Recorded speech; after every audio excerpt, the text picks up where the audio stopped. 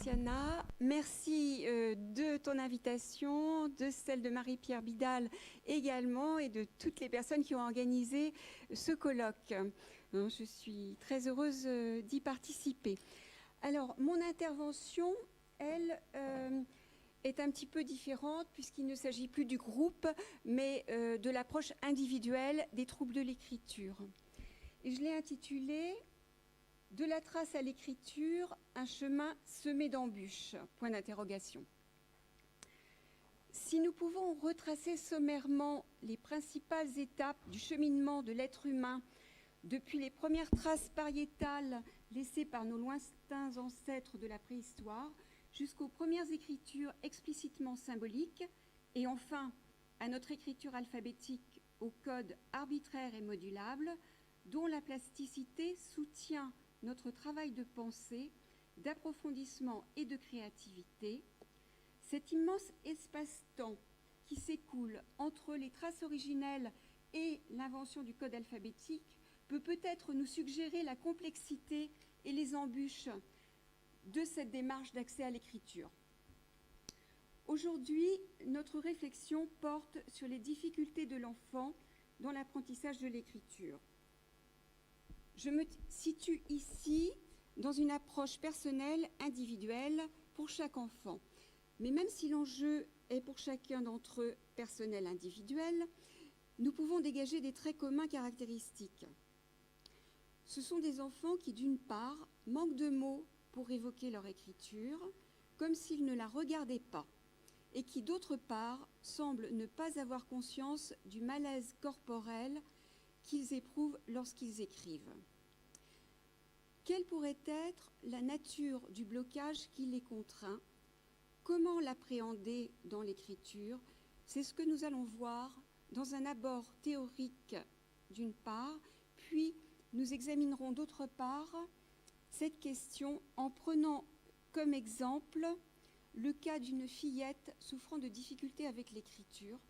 Et enfin, nous envisagerons avec un jeune garçon un très bref aperçu du travail thérapeutique adapté à cette difficulté et qui pourrait lui permettre de s'en dégager. Le blocage en écriture, comment l'appréhender? C'est dans la suite des travaux initiés par le professeur Julian de Ajuriaguera avec René Diatkine, Hélène de Guebineau, Marguerite Ozias dans les années 60 à l'hôpital Sainte-Anne à Paris, que s'est développée la recherche sur les troubles de l'écriture chez l'enfant. Et Ajuriaguera a nettement distingué cette difficulté d'autres difficultés traitées spécifiquement par l'école d'orthophonie ou par l'école de psychomotricité. Il a eu l'idée de rapprocher ce trouble de celui des adultes qu'on appelle la crampe de l'écrivain, dont le traitement relève de la psychothérapie de relaxation.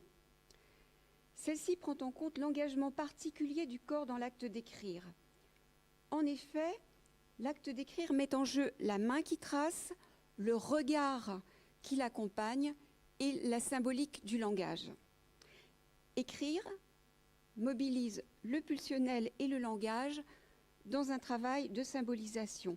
C'est précisément l'objet d'un conflit interne pour l'enfant.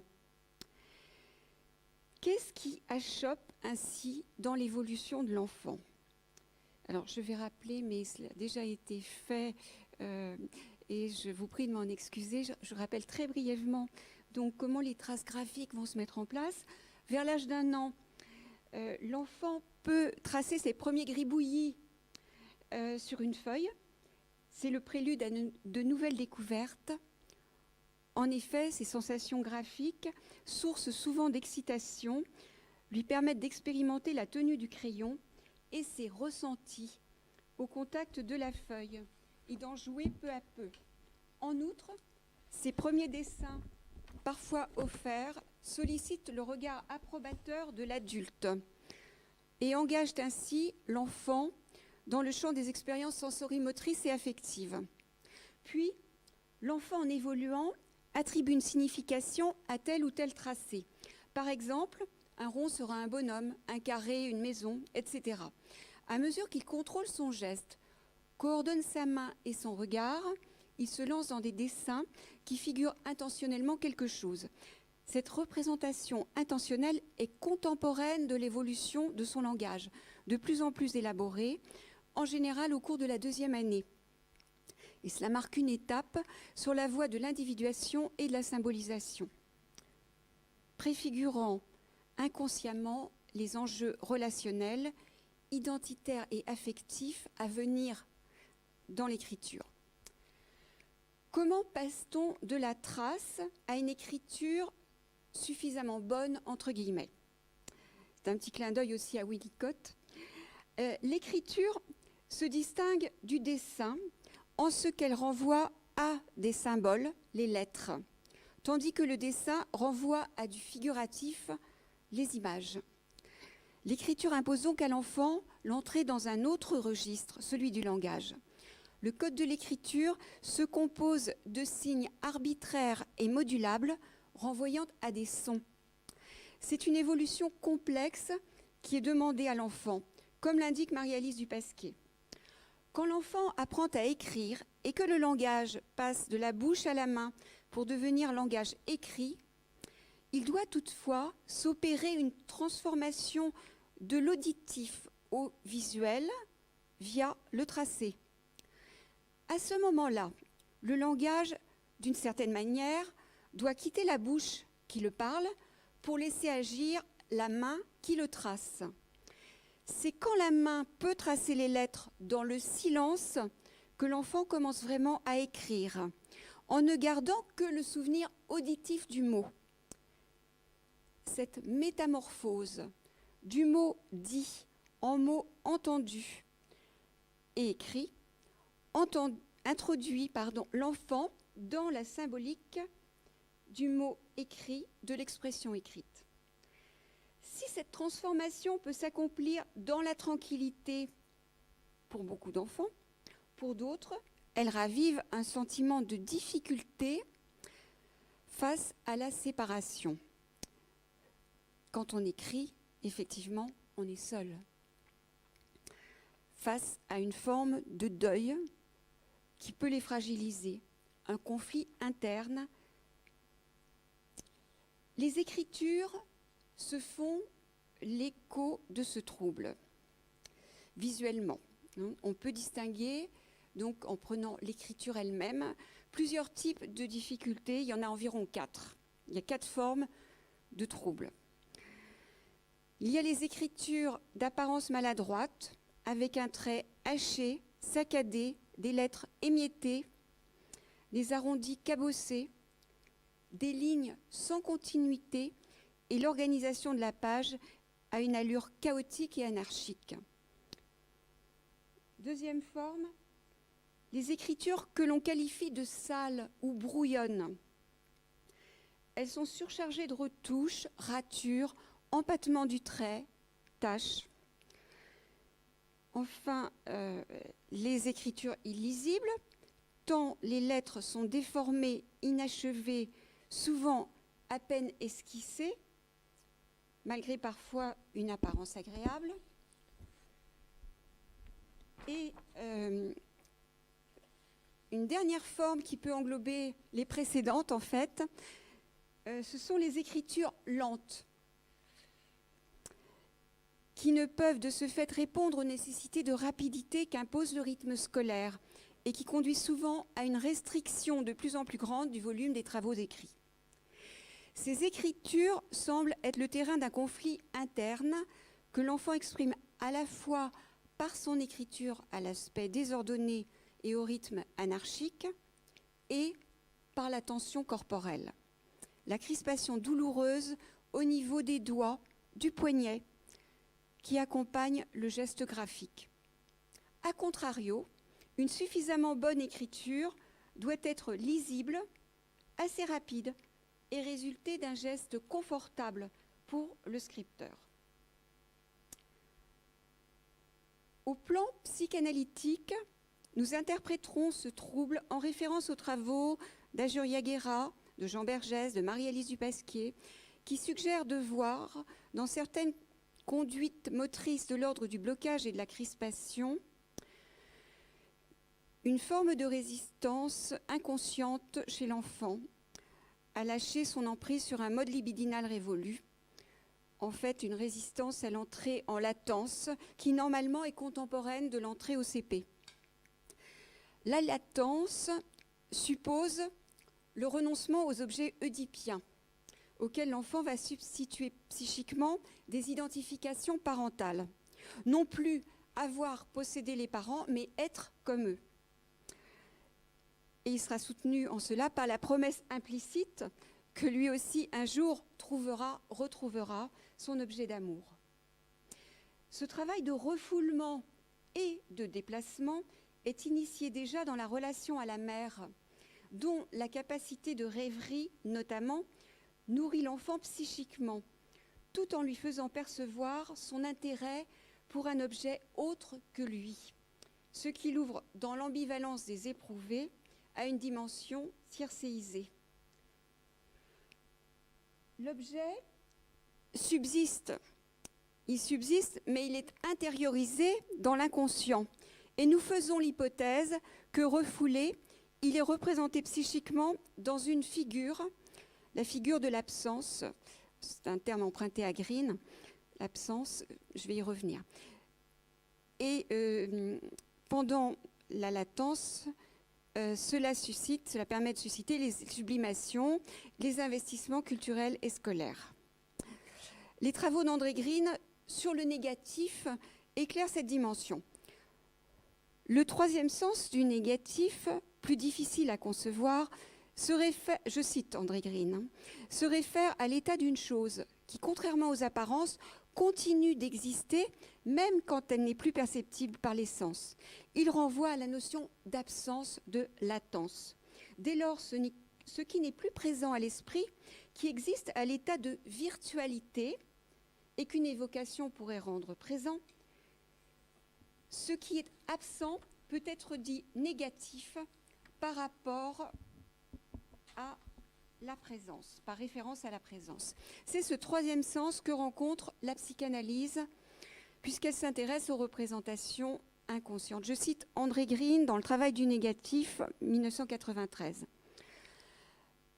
L'intégration de cette représentation psychique manifesterait que le sujet est en mesure d'élaborer la position dépressive et d'accepter l'ambivalence.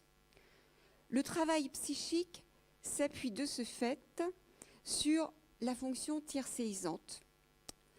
Le modèle tiercéisé conçu par André Green s'inspire des travaux de Charles Sanders Peirce, 1839-1914, initiateur de recherche en sémiotique et auteur d'une définition ternaire du signe.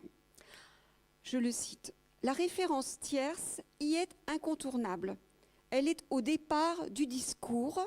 Celui-ci inclut à la fois l'objet à partir duquel il y a le discours et le discours sur cet objet qui ramène au sujet du discours. Dans une telle optique, le sujet, l'objet auquel s'attache le sujet et l'objet produit par ce rapport constituent une triade irréductible. » C'est extrait de Idées directrices pour une psychanalyse contemporaine de 2002, André Green, bien sûr. La relation tiercéisée ouvre un espace, celui de la relation entre un sujet et un objet. Cet espace interne d'abord, ouvert par l'hallucination négative, est présent pour le sujet lorsqu'est constituée la figure de l'absence, c'est-à-dire lorsque celle-ci est représentée psychiquement dans l'inconscient. Elle rend possible l'investissement du symbole comme interprète de la représentation de l'absence. Le sujet, l'objet absent et le symbole qui matérialise le lien. Garant de la représentation de la figure de l'absence, le symbole est corrélativement investi comme vecteur de la capacité de fantasmer, de faire jouer les identifications parentales et de sublimer. Le symbole sous-tend l'expression d'une relation et d'un processus. Le moi est au contact, le moi du sujet, est au contact avec le ça, inconscient, et l'entrée en latence accentue le refoulement de la sexualité infantile. C'est l'amnésie des premières années. Mais la poussée pulsionnelle du ça entraîne des transformations et active le processus symbolique et créateur. A contrario, les enfants en deçà de la latence se maintiennent dans un mode de relation binaire, dans un registre prégénital où ils butent contre un conflit psychique qui peut les empêcher d'accéder à l'écriture dans sa valence symbolique et symbolisante. Le symbole écriture, maintenant. Le symbole écriture, c'est-à-dire l'ensemble des lettres et leur signification langagière, peut être investi psychiquement parce qu'il y a chez l'enfant un manque représenté ainsi intérieurement. Et en cette représentation, une mobilisation, un enjeu pulsionnel. En effet, le symbole écriture fait l'objet d'une transmission. On n'apprend pas à écrire tout seul. Par un enseignant investi inconsciemment comme substitut du imago parental. D'autre part, la motricité pulsionnelle est engagée dans l'acte d'écrire. Celle-ci doit aussi évoluer. Comme le notent Michel Fin et Pierre Marty, l'éloignement du sujet de sa motricité pulsionnelle nous paraît jouer un rôle essentiel dans la genèse de la fantasmatisation, de l'intellectualisation. Le geste graphique traduit cette évolution. Il se transforme et l'enfant peu à peu ne mobilise plus le corps dans son ensemble, mais il peut jouer de ses articulations et investir électivement telle partie. Ainsi, délecte-t-il à l'avant-bras, au poignet, à la main, jusqu'au doigt d'affiner son tracé. Examinons maintenant une vignette d'enfant présentant une difficulté avec l'écriture. Il s'agit d'une fillette de 8 ans qui a d'abord été reçue en bilan psychologique par une collègue qui me l'a adressée. Le bilan pointe qu'elle pourrait bénéficier d'une graphothérapie. Je reçois donc Anna, qui est une enfant avenante et réservée. Elle sait pourquoi elle vient, c'est pour mon écriture, et je lui demande ce qui la gêne, c'est d'aller vite. Je propose de comprendre avec elle ce qui peut la freiner. Elle accepte d'écrire et nous débutons l'examen de l'écriture. Anna s'applique, contractée, dans le désir de bien faire. Ses premiers mots sont soignés, mais dès la deuxième ligne, l'écriture devient plus ralentie. Et Anna semble mal à l'aise sur sa chaise, sans se plaindre toutefois. À mesure qu'elle écrit, tout son bras se soulève pour avancer sur la ligne et n'est plus en appui sur le bureau. Ses doigts crispés sont blancs aux extrémités et sur le crayon. À ma question sur ce qu'elle ressent dans cette position, elle est surprise, comme si elle ne ressentait rien et ne remarquait rien. Et nous faisons ensemble le lien entre la position de son corps tendu et la difficulté à écrire. Elle peut dire que, oui, parfois, elle a mal au poignet et à l'épaule quand elle écrit beaucoup. Elle reconnaît que cette difficulté d'écrire lui fait mal dans son corps. Nous poursuivons l'entretien avec un petit texte à écrire, puis à illustrer d'un dessin. C'est une phrase. Une dame se promène et il pleut. Le dernier mot « il pleut » devient « il pleure », comme si affleuraient des affects douloureux qu'elle s'efforce de réprimer. Anna illustre la scène par une dame souriante, les bras tendus vers le ciel, qui se fait bombarder de gouttes d'eau qui ont la taille de grosses pierres, comme si elle condensait la force de sa résistance et l'appel à l'aide, adressé ici à la thérapeute, dans les duretés de sa vie. Je propose à Anna de dessiner ensuite sa famille. Ce dessin nous révèle d'autres aspects. Le genre est bien marqué, robe et cheveux longs pour Anna et sa mère, pantalon et cheveux courts pour le père et les 2 frères. Anna s'est représentée à sa place dans la fratrie, entre le frère aîné et le petit frère, mais les personnages sont un peu flottants, les différences de génération peu marquées, et si mère et fille lèvent le bras au ciel, la mère ne possède pas de main, et le père seulement des bras esquissés, figurant peut-être ainsi conjointement un appel à l'attention de la part d'Anna et une absence de retour de la part de ses parents. Seul le petit frère qui n'écrit pas encore possède des mains. Anna semble certes entrée dans les apprentissages, elle montre son application, sa bonne volonté, son désir de ne pas se faire remarquer, mais sa réserve laisse deviner un manque de confiance en soi et une recherche d'étayage. Ainsi, l'entretien et les dessins d'Anna expriment d'une part une absence de différenciation des générations, signe que la latence n'est pas complètement installée, et d'autre part un rôle peu marqué du père, pourtant si important dans la résolution du complexe d'Oedipe. Nous avons pensé qu'une graphothérapie pourrait l'aider à avancer vers une plus grande subjectivation. Et je vais vous parler très brièvement de l'enjeu d'une graphothérapie en arrivant directement peut-être à la vignette, je m'en excuse, à la vignette très brève, cette fois-ci d'un jeune garçon de 8 ans, Denis, vif et sympathique, qui m'a été adressé pour lenteur en écriture selon son enseignante et ses parents. Denis aurait été bien en peine, lui, de dire quelque chose de son écriture. Il n'aime pas écrire, et d'ailleurs son écriture, il ne la regarde pas. Pendant cette séance, quelques mois de graphothérapie plus tard, il a choisi de faire au pastel sur une grande feuille un tracé ovoïde, son avant-bras étant en appui sur le bureau. Et je l'interroge. « Ça te fait penser à quelque chose ?» Denis. « À un train. C'est comme les roues d'un train en mouvement. » Moi. « Oui, et qu'est-ce qui te fait penser à ça ?» Denis. « Le bruit sur la feuille. Je vais essayer en appuyant plus. » Il se crispe et en relâchant. Moi, qu'est-ce qui a changé? Denis. Le bruit plus fort et la couleur aussi quand j'appuie et ma main se soulève et je freine là, dans les courbes. Denis peut regarder son tracé, entendre ses variations sonores, visualiser les nuances de la couleur, ressentir les modulations de la pression et de la vitesse dans son corps en rythme, dans une forme de synchronie polysensorielle et sentir une contenance figuré dans son tracé, roue de train, réalisé en présence de sa thérapeute et ouvert au mouvement. Il conclut en inscrivant avec élan un mot sur une petite feuille placée à côté, le télescope. Au-delà du plaisir de l'appropriation subjective d'un vécu sensorimoteur, l'élan contagieux dynamise aussi la vie psychique, intrapsychique et intersubjective. Comme le remarque Juliana Vamos en 2015, si le moi peau a construit le sentiment d'unité du self, le moi moteur participe de manière déterminante à la construction de la dynamique du self. La non-entrave dans cette dynamique propre donne un espace à l'élan d'apprendre, ce qu'on appelle savamment la pulsion épistémophilique en plein essor.